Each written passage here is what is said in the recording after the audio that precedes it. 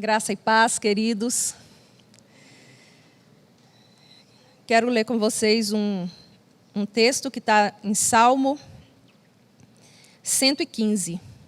Não a nós, Senhor, não a nós, mas ao teu nome dá glória, por amor da tua misericórdia e da tua fidelidade. Porque diriam as nações, onde está o Deus deles? No céu está o nosso Deus, e tudo faz como lhe agrada. Prata e ouro são ídolos deles, obras de mãos de homens. Têm boca e não falam, têm olhos e não veem, têm ouvidos e não ouvem, têm nariz e não cheiram, suas mãos não apalpam, seus pés não andam. Som nenhum lhe sai da garganta. Tornem-se semelhantes a eles os que o fazem e todos quantos neles confiam. Pai, muito obrigado, Senhor, por mais essa oportunidade de compartilhar a palavra do Senhor.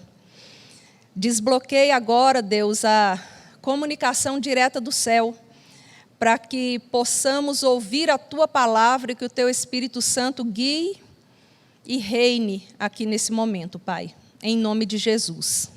Amém. Gente, eu queria perguntar para vocês, como que vocês se veem? Qual que é agradeço. Qual que é a autoimagem que você faz de você mesmo? Você se acha uma pessoa bonita, alegre, inteligente, bem relacionada, cheia de expectativa para o futuro? Ou você se acha uma pessoa mais tímida, introvertida, que tem dificuldade de fazer amizades e, às vezes, até acha que nada vai dar certo para você?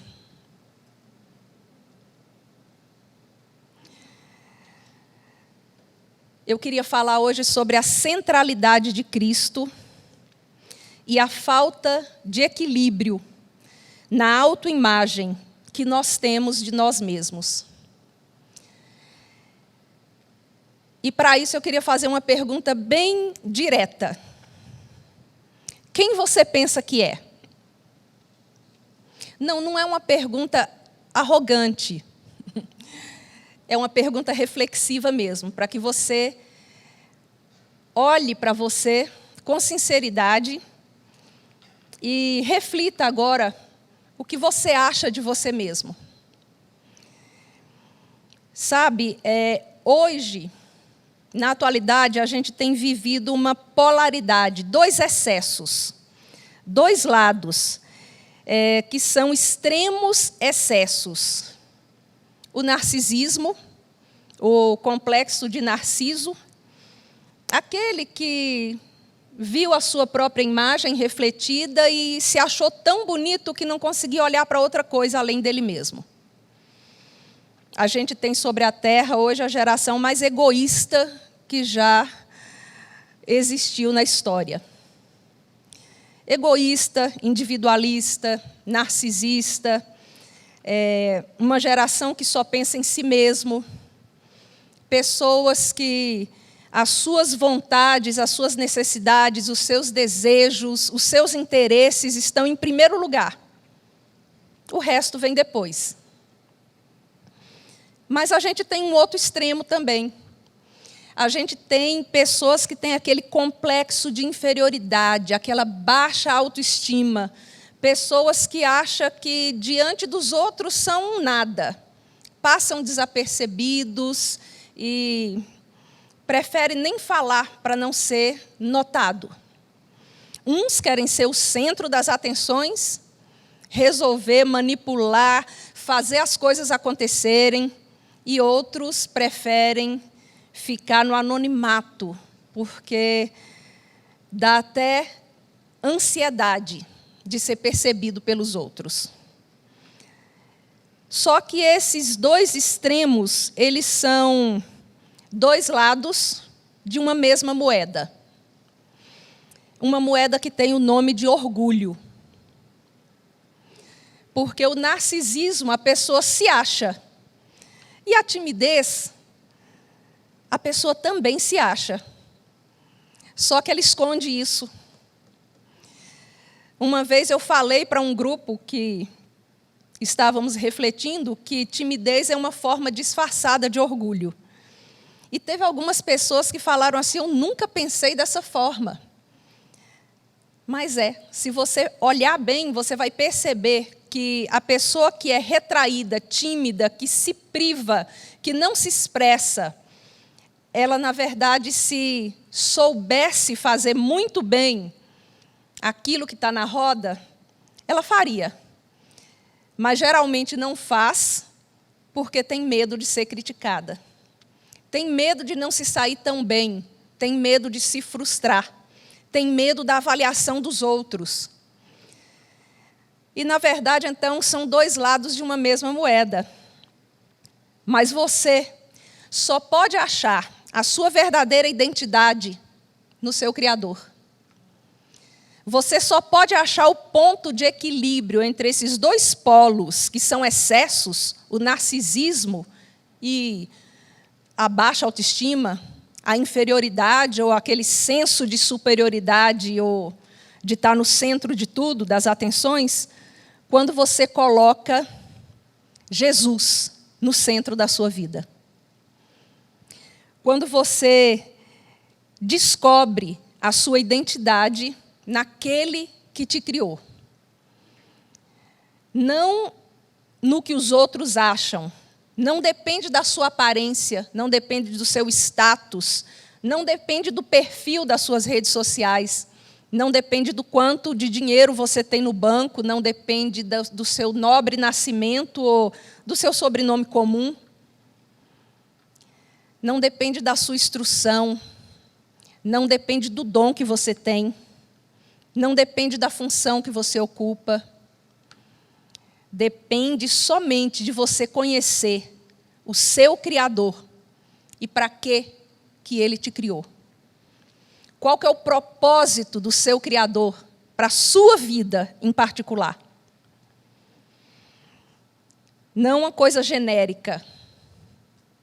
Não uma resposta pronta. Nós fomos criados para adorar o Senhor. Mas qual que é a expressão de adoração que Deus espera de você? Quem é esse adorador que está aí? Nos tornamos semelhantes àquilo que adoramos. Foi o texto que eu abri essa mensagem lendo, no Salmo 115. Se nós nos tornamos semelhantes ou parecidos com aquilo que adoramos, eu quero te perguntar, como tem sido a sua vida de adoração? O narcisista, ele adora a si mesmo. Ele se coloca no centro. Ele espera ser percebido. O narcisista, ele quer ser suprido. Ele quer ser notado. Ele adora a si mesmo.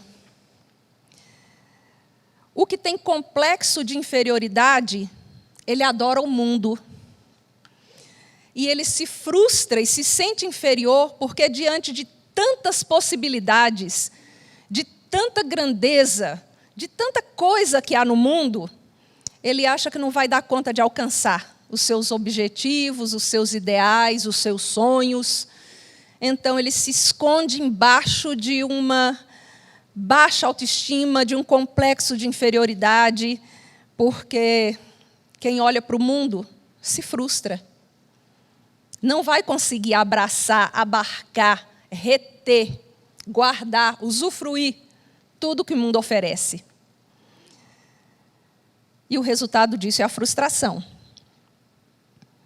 Mas quando Cristo está no centro da nossa vida, tudo é diferente. Quando Ele realmente ocupa a primazia, o lugar principal, o centro, a mola motivadora das nossas decisões, das nossas escolhas, aí tudo é diferente. Aí você não cai na frustração de adorar o mundo. Você não cai no egocentrismo de adorar a si mesmo. Ele está no centro e você começa a se perceber nele. E aí você acha sentido para a sua vida. Você acha propósito para a sua existência. Você sabe, você descobre por que Deus te fez exatamente assim como você é. Porque você nasceu na família que você nasceu. Porque você tem essas características de temperamento, de personalidade. Por que seu histórico de vida foi esse até hoje? Porque você teve experiências boas e ruins também, mas que construíram aquilo que você é hoje. Para que tudo isso? Deus tem um propósito. E só com Ele no centro a gente vai descobrir qual é. Agora faça um teste. Você mesmo. Não é para responder, não é para se expor, não é para falar para ninguém que está do seu lado. Só mentalize, pense. Pense agora. Jesus é o centro da sua vida? Ele realmente está no centro da sua vida? É Ele realmente que você tem adorado? Ah, sim, claro, eu já aceitei Jesus. Eu até nasci na igreja, outros vão dizer. Então, olha, desde que eu me entendo por gente, Jesus é o centro da minha vida. Venho para a igreja todo domingo, todo sábado, tem reunião na casa. Eu estou sempre aí, sempre participando das coisas. Eu não estou falando de liturgia, de programa, de evento. Eu estou falando de Jesus ser, de fato, o centro da sua vida. Você quer fazer um teste e ver o que é que você cultua? O que é que você adora?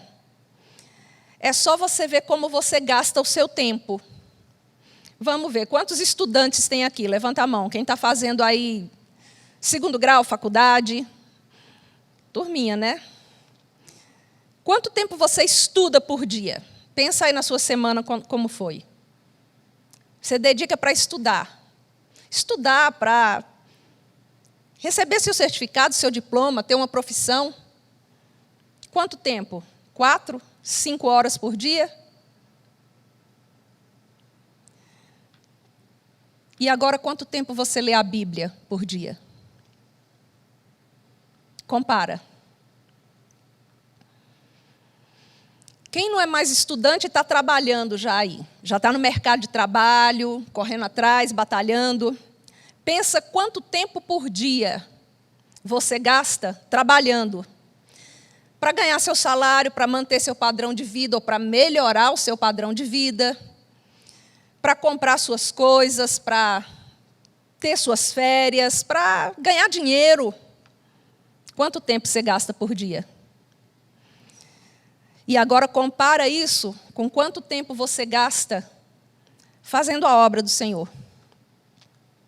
Dedicando para uma função ou um trabalho que é somente para engrandecer o nome dele. Que você não vai ter um retorno financeiro ou de imediato. Quanto tempo você gasta conversando com seus amigos, em chats, em redes sociais? Quanto tempo você gasta em oração? Quanto tempo você gasta com diversão, lazer, entretenimento, distração? E aí eu falo de filme, de séries, de jogos, de tudo que você faz para distrair, para espairecer. E quanto tempo você gasta tentando arrancar um sorriso dos lábios do seu Senhor, adorando a Ele? Se você conseguir trazer um equilíbrio nesse tempo aí, nesses tempos, Jesus pode estar no centro da sua vida. Mas se isso estiver muito mal equalizado, é melhor você tentar perceber onde que estão os seus olhos. Se estão no mundo ou se estão em você mesmo. Se você trabalha, batalha, estuda, dedica tempo para conseguir as coisas para você, para ter, para fazer, ou se realmente você está convidando Jesus para estar no centro da sua vida diariamente. Ter Jesus no centro da vida não é uma decisão única na vida do crente. No dia que você entrega a sua vida a Ele, que você faz uma confissão de fé, é uma decisão diária. É uma decisão que você precisa fazer a cada dia. Mas eu queria usar 2 personagens bíblicos para refletir sobre essa polaridade. Tá? Um deles está no livro de Gênesis, capítulo 37.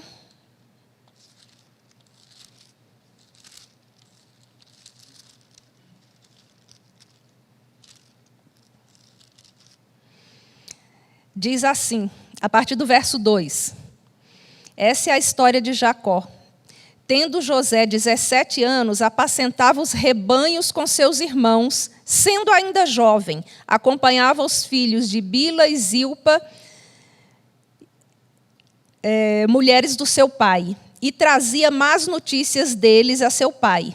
Ora, Israel amava mais a José do que a todos os seus filhos, porque era filho da sua velhice. E fez para ele uma túnica talar de mangas compridas. Vendo, pois, os seus irmãos que o pai amava mais a José do que a todos os outros filhos, odiaram-no e já não podiam lhes falar pacificamente. José, o filho preferido, favorito do papai, foi privilegiado desde a sua infância, tratado com distinção, ganhava as melhores roupas que o diferenciava dos outros. Era como se todos os filhos ganhassem um uniforme de trabalho e ele ganhasse um terno, uma veste que mostrava que ele seria dado somente a trabalhos intelectuais e não manuais, não trabalho pesado. Então ele foi distinguido, privilegiado, favorito, né? E aí um dia ele teve um sonho. Vocês devem conhecer a história.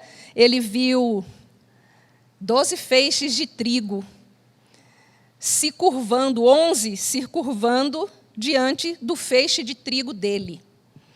Ele tinha 11 irmãos, então ele contou esse sonho para os irmãos. Olha, nós estávamos colhendo trigo no campo e os feixes de trigo de vocês se curvavam diante do meu feixe de trigo. E aí a Bíblia conta que os irmãos o odiaram ainda mais, porque ele já era o privilegiado, o favorito, ele já era o queridinho. Mas a ele ainda teve que esnobar a revelação que recebeu daquilo que viria a acontecer no futuro. Aí você fala assim, mas é verdade, foi uma revelação de Deus, foi um sonho de Deus. José, de fato, ele viveu isso no futuro. Os irmãos foram lá se curvar diante dele e morreriam se ele não os socorresse com alimento. Porque ele estava ali como senhor do Egito, né, o dono da provisão naquele momento. Deus pode ter o propósito que Ele tiver na nossa vida, mas nós precisamos agir com sabedoria e com humildade. Porque o que José fez aqui foi demonstrar aquele sentimento de superioridade que já era ministrado sobre ele através da preferência paterna. Ele fez com que os seus irmãos o odiassem ainda mais, ele despertou ciúmes, inveja e ódio. Ele se via realmente de uma forma privilegiada. Não foi somente esse, mas teve outro sonho também, que ele viu o sol, a lua e as estrelas se curvando diante dele. E até o próprio pai falou, o que é isso? Acaso eu, sua mãe e seus irmãos vão se curvar diante de você? Olha, não importa o propósito que Deus tem na nossa vida, mas a gente precisa perceber como a gente se vê e como nós fazemos com que os outros nos vejam. Será que a gente tem percebido o propósito de Deus e aprendido a fazer como Maria, mãe de Jesus? A Bíblia fala que ela foi a mais bem-aventurada de todas as mulheres. Mas a gente não vê Maria dizendo, olha, eu sou, entendeu? A mãe do Salvador do mundo. Aqui, desde pequeno, aqui, olha, eu que estou ensinando aqui, olha, orientando, amamentando, cuidando, dando banho no Jesus, o Messias de Israel. Tá ligado? Quem que vocês pensam que vocês são? Porque eu fui a escolhida. Não. Sabe o que é que a gente vê Maria fazendo? Maria, quando Jesus estava achado lá no templo, discutindo a lei com os doutores aos 12 anos de idade, diz que ela via e guardava todas essas coisas no coração. Tem 2 menções na Bíblia falando sobre isso, que ela via as coisas que Jesus fazia e guardava no coração. Irmãos, nós precisamos aprender a guardar certas coisas no coração, porque tem a hora delas serem reveladas. A gente não precisa ficar esnobando por aí o que Deus fez, o que está fazendo, ou quão privilegiados nós somos por estarmos, sabe? A gente tem que ter a graça de viver e aprender com Jesus, que é manso e humilde de coração. E às vezes, falta humildade, falta essa atitude de Maria, de guardar todas as coisas no coração. Então, pensa agora como que você tem promovido a sua imagem diante dos outros. Como que a sua família te vê? Seus irmãos, irmãs, seu pai, sua mãe. Como que os colegas de escola, faculdade te veem? Como que os irmãos aqui na igreja te veem? Como que são os seus relacionamentos? Como que você se apresenta nas suas redes sociais? Através desse perfil de relacionamentos virtuais ou reais, quem você demonstra que está adorando? A Jesus? A você mesmo? Ou o mundo?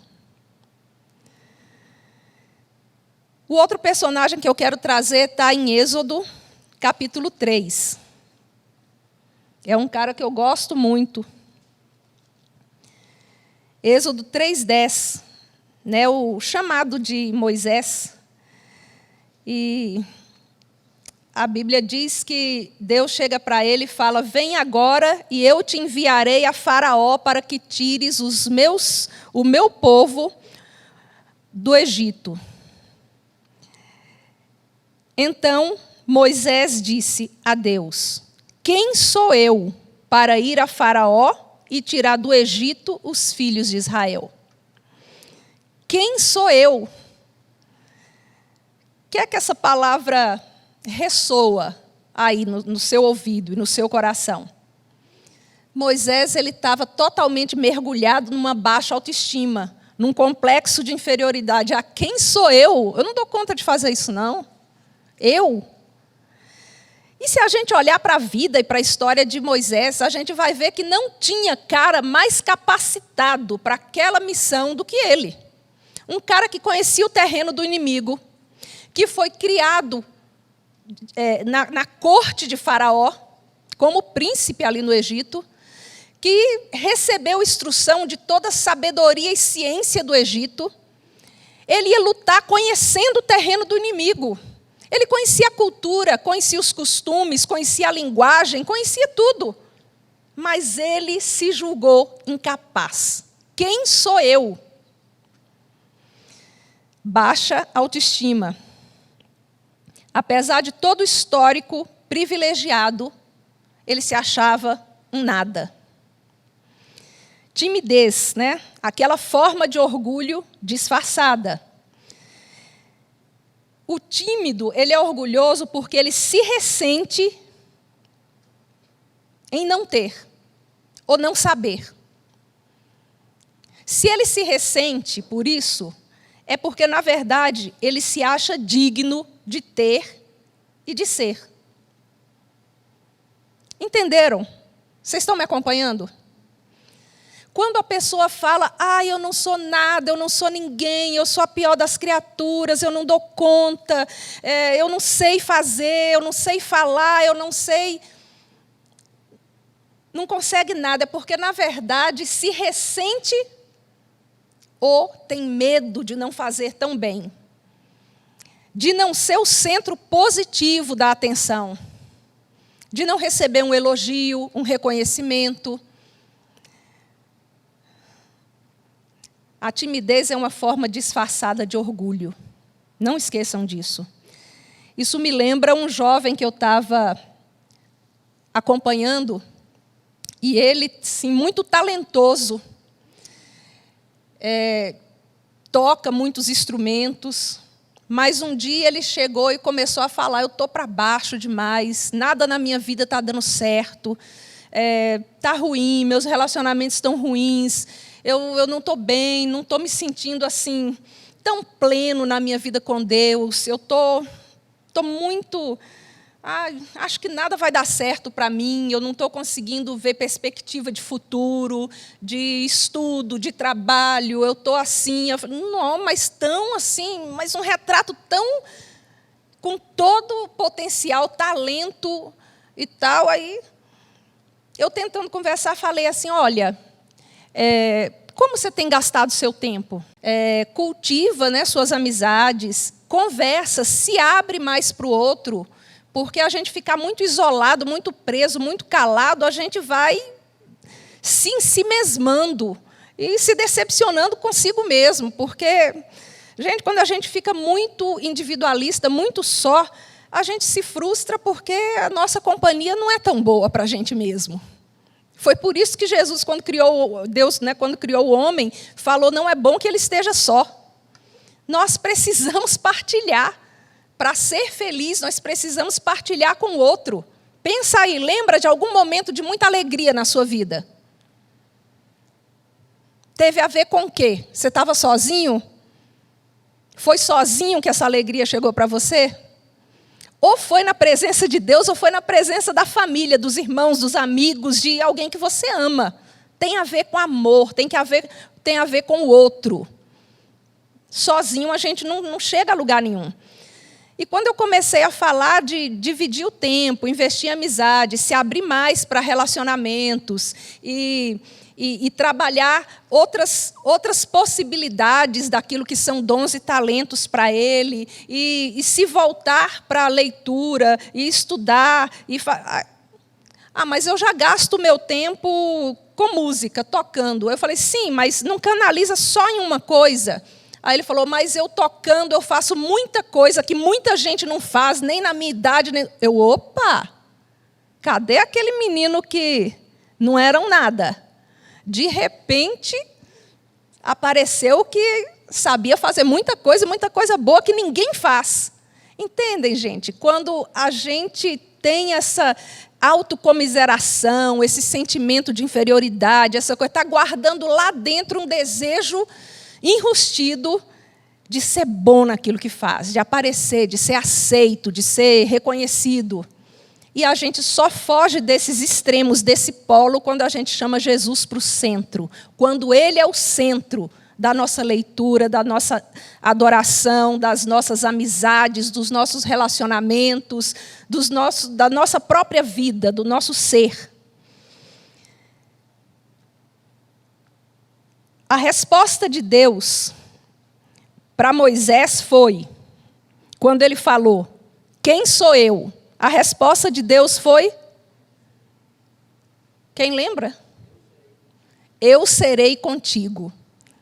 Gente, presta atenção, é a presença de Deus que vai fazer diferença. Não é quem você é, quem sou eu?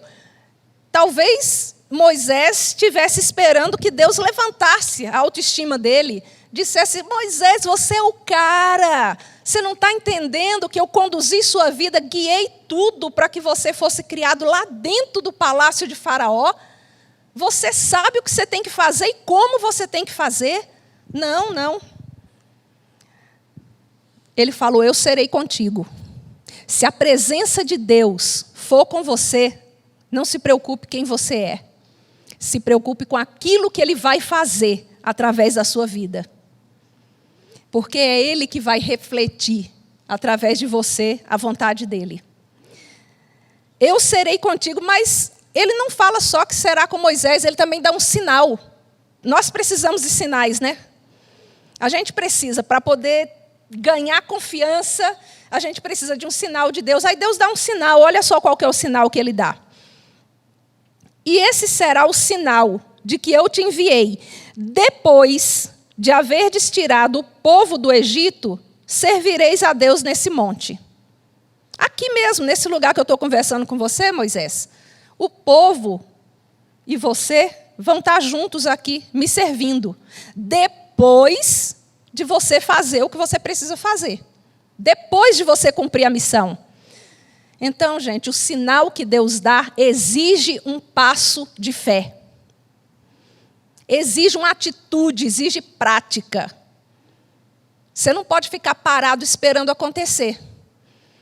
Você não pode ficar na autocomiseração, no sentimento de inferioridade, dizendo, ai, comigo nada acontece de bom para mim, tal, porque as portas se abriram para fulano e para ciclano fez isso, mas para mim nada acontece. Não, dá o passo. Dá o passo na direção que Deus tem para você, porque Ele é contigo. Mas a história continua. Ele ainda duvida e pergunta. Disse Moisés a Deus, eis que quando eu vier aos filhos de Israel e lhes disser, o Deus dos vossos pais me enviou a vós outros, e eles perguntarem, qual é o seu nome? O que direi? Em outras palavras, Moisés está dizendo, eu nem te conheço direito. Como assim você está me mandando fazer alguma coisa? Qual é o seu nome? Eu queria dizer que, para você descobrir a sua identidade, você precisa descobrir quem Deus é na sua vida. O que é que Ele tem sido para você? Deus é esse eu sou o que sou, que se revelou ali para Moisés? Ou Deus é apenas o Deus dos seus pais? Você pega carona na história de fé ou de vida de alguém? Seja pai, tio, amigo, namorado. Deus é o Deus dos nossos pais, mas Ele precisa ser o eu sou o que sou. Sabe? Ele precisa ter um nome pessoal para você. Ele precisa ser resposta para a sua história de vida.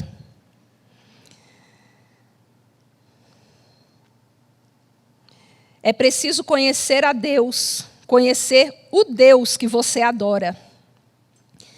O verso 4, ou melhor, o capítulo 4, verso 1, Moisés ainda, pela terceira vez, ele titubeia, ele fala, mas eis que não crerão, nem atenderão a minha voz, pois dirão, o Senhor não te apareceu. Ou seja, vão achar que é mentira, que eu estou inventando essa história toda. Não rolou isso aí não, Moisés. Esse negócio de visão aí, Deus falou com você? Não, isso não aconteceu. Sabe o que é que isso mostra? Que ele não dava crédito a si mesmo. Não, ninguém vai acreditar em mim. Não vão atender minha voz. Não vão receber como verdade aquilo que eu estou falando. Se você não dá crédito a você mesmo, quem vai dar? E aí Deus começou a fazer milagres para mostrar para Moisés que Ele, o Senhor, pode todas as coisas. E supera todas as fraquezas. Ele mandou, o que é que você tem na mão? Um bordão ou uma vara. Joga no chão, jogou no chão e ela se transformou em uma cobra. Agora pega a cobra pela cauda. Ele foi lá, pegou, e a cobra voltou a se transformar num bordão. Ou numa vara, num cajado. Deus começa a fazer milagres em nossa vida, só que às vezes nós somos tão incrédulos que a gente banaliza os milagres. Você já pensou nos milagres que Deus já fez na sua vida, pessoalmente? E como às vezes a gente banaliza. Quando eu lia essa história do Êxodo, do povo de Israel atravessando o Mar Vermelho, o mar se abrindo, o povo com sede, de repente saía água de uma rocha, o povo com fome, aí caía maná do céu, o povo com saudade das carnes, das panelas de carne do Egito, mas é só esse maná que tem todo dia, chuva de codornizes. Aí o povo tinha calor, aí vinha uma nuvem durante o dia para cobrir o povo, amenizar o calor do deserto. À noite, no escuro, vinha uma chama. A glória de Deus presente no meio deles. Mas eles continuavam murmurando e reclamando. Foi para isso que Deus nos trouxe aqui? Para morrer nesse deserto? E por causa da murmuração, eles ficaram 40 anos titubeando no deserto, até se levantar uma nova geração que entrou na terra prometida. E toda aquela geração incrédula, exceto Josué e Calebe, pereceram no deserto. E aí eu ficava pensando, como pode ver tantos milagres como aquele duvidar? Mas sabe qual que era o sentimento, ou a perspectiva do povo de Israel? É o Deus, criador dos céus e da terra, que nos escolheu como povo e falou assim, vem, e eu vou tirar vocês daí e vou levar para uma terra prometida. Então, se ele é o Deus todo-poderoso, soberano, criador dos céus e da terra, ele não estava fazendo mais do que a obrigação dele em abrir mar, fazer água, fazer pão cair do céu. E às vezes a gente se comporta assim também, né, gente? Às vezes, tudo de bom que a gente tem, a gente não demonstra, não expressa o sentimento de gratidão, de louvor, de glória a Deus. Mas se acontece alguma coisinha errada, a gente ou verbaliza ou pelo menos pensa, Deus, por que comigo? Por que isso está acontecendo comigo? Em outras palavras, eu sou digno, Senhor. Não a nós, Senhor, mas ao teu nome dá glória. A gente precisa trocar esse coração incrédulo, perverso, por um coração grato. Um coração que reconhece as obras do Senhor na nossa vida, os milagres do Senhor na nossa vida, os livramentos, o guardar do Senhor, as portas que se abrem, os amigos que eles colocam ao nosso lado, sabe, o sustento, o apoio que a gente recebe. Nós precisamos exercitar a gratidão.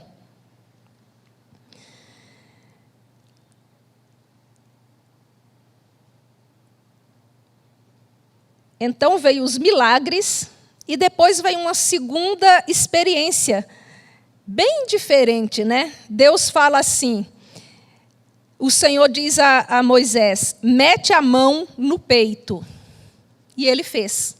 E tirando a mão, eis que a mão estava leprosa, branca como a neve. A pele engeada, ressecada, acometida de lepra. Disse Deus ainda, torna a meter a mão no peito. Ele novamente colocou, e quando tirou, havia se tornado como o restante da sua carne, sã, saudável. Sabe, quando a gente está conhecendo a Deus, a gente também precisa se conhecer, se autoexaminar, olhar para dentro da gente. As nossas emoções, sentimentos, desejos, falhas, fraquezas, virtudes. Você precisa ter a ousadia de mergulhar dentro de você mesmo, de conhecer todas as áreas da sua vida, a fachada e o porão. E tirar a sujeira, tirar a poeira de dentro de casa. Pôr a mão no peito significa pese o seu coração examine o seu interior. Veja como que estão os seus sentimentos. E aí, quando ele tira, a mão está leprosa, porque o coração dele estava ferido. O coração dele estava cheio de medo. O coração dele estava cheio de baixa autoestima, de senso de inferioridade, de incredulidade, de falta de confiança, de falta de fé. Mas torna a meter, continua se examinando e faça isso na presença de Deus. Porque o Deus de Israel, o grande eu sou, também é o Deus que te cura. É o Deus da cura interior. Ele quer te tornar limpo, são, saudável. Aí a gente pensa, pronto, resolveu. Ele agora está curado, sarado, está bem, agora vamos que vamos, agora vai. Senhor, eu nunca fui eloquente, eu não sei falar, eu sou pesado de língua, eu sou pesado de boca, eu não sei nem me expressar, eu não sei nem comunicar. Como que eu vou à frente, fazer um papel de diplomático, conversar com um líder de uma nação e levar toda a mão de obra escrava dele embora? Como assim? Eu não sei nem me expressar, eu não sei nem falar. Mais uma vez Deus responde, eu serei contigo. Agora vai, eu serei contigo. Ele é sempre a resposta para as nossas faltas. Aquilo que te falta, Ele preenche. Ele ocupa o lugar. Por isso Ele diz que é o eu sou o que sou. Porque o que te faltar, Ele é o que completa. José, o narcisista, né? Ele também... ele se tornou um egípcio, né, gente? Vocês lembram a história? Quando os irmãos chegaram lá, não reconheceram José. Imagine aí, gente. Você vê um seu irmão, que você conviveu desde pequeno, com 17 anos, já é um homem formado, já está adulto. Você encontra ele algum tempo depois, lá com seus 30 anos. Você não vai reconhecer o seu irmão? Nenhum dos 11 irmãos sequer desconfiou que aquele governador do Egito era José. Sabe por quê? Porque ele tinha se tornado parecido demais com os egípcios. Ele tinha vestido a roupa daquele mundo. E aí, mais uma vez, vamos meter a mão no peito? Como que você tem se comportado? Qual que é a imagem que você tem vendido para os outros? Como que tem sido a sua aparência? Você parece com um servo, uma serva de Deus, ou você está mais parecido com o mundo mesmo? Indo na correnteza, fazendo o que todo mundo faz, né? Sensualizando, afinal de contas, né? A gente precisa... Vamos pôr a mão no peito, vamos tirar a lepra, vamos deixar Jesus curar. José se casou, teve algumas atitudes louváveis, tá, gente? Por favor, não fiquem com raiva de mim, porque eu estou trazendo todos os podres de José hoje aqui. Tem gente que não gosta de aceitar, porque eu sempre via ele como herói. O cara é sábio, é cheio de dons, tem dom de administrar, tem revelação, tem... Sim, nada desabona, mas sabe o que eu acho lindo na Bíblia, na palavra? Que ela não é imparcial. Ela não coloca somente as virtudes, ela traz também as mazelas dos nossos heróis bíblicos. Porque o único verdadeiro herói é o personagem central, o protagonista dessa palavra. É aquele que precisa ocupar o centro da nossa vida. O nosso Senhor, o nosso Salvador. José ele se casou com a filha do feiticeiro Mor, do Egito, o sumo sacerdote de On. Pensaram nisso já? Imagina a influência. E ele teve 2 filhos, Sabe quais nomes ele colocou nos filhos? Um foi Manassés, porque dizia: vou esquecer dos meus trabalhos e de toda a casa do meu pai. Sabe a minha vida, o meu sofrimento? Deixa eu virar a página. Ficou para trás. Será que se os irmãos de José não fossem lá no Egito, ele teria voltado para Canaã? Ele resolveu, minha vida mudou agora. Eu vou deixar para trás o meu sofrimento, os meus trabalhos e a casa do meu pai. Nem sendo o filho preferido, ele lembrou de dizer assim, agora eu estou por cima, eu vou voltar lá, dando a volta por cima, e vou ver meu pai, vou ver meu irmão mais novo, eu vou tomar o meu lugar e as promessas que Deus tem para esse povo, através de mim. Não, ele não fez isso. Ele esqueceu, ele virou a página. O nome Manassés significa esquecer. Depois ele teve Efraim, e Efraim significa Deus me fez próspero na terra da minha aflição. Quer dizer que José, ele amou a riqueza e a honra que o Egito lhe deu. Mas qual é o ponto de equilíbrio, então? Nenhum dos dois, nenhuma das duas atitudes. É claro que a Bíblia fala que nós somos pérola da criação de Deus, mas Deus não fica orbitando em nossa volta para nos servir. Nós é que servimos a Ele. Paulo é um exemplo que nós podemos tomar como esse ponto de equilíbrio. O apóstolo Paulo. Uma vez alguém falou para mim, não sei não, esse Paulo aí, ele parece ser meio arrogante, meio metido, porque ele fala, sede meus imitadores como eu sou de Cristo. O cara se acha. E aí eu respondi assim, ele não se acha não, ele era. Era exemplo, era modelo. E é preciso ter muita humildade para chegar e dizer isso. Sede meus imitadores como eu sou de Cristo. Porque a pessoa aí está totalmente exposta, totalmente descoberta, totalmente vulnerável. Esse mesmo Paulo que se apresentou dessa forma, ele fala que nenhum de vocês pense de si mesmo além do que convém. Mas pense com moderação, tenha bom senso. Faça uma autoimagem de si mesmo ponderada, equilibrada. Você não é o cara, mas também você não é um Zé Ninguém. Ache o equilíbrio colocando Cristo no centro.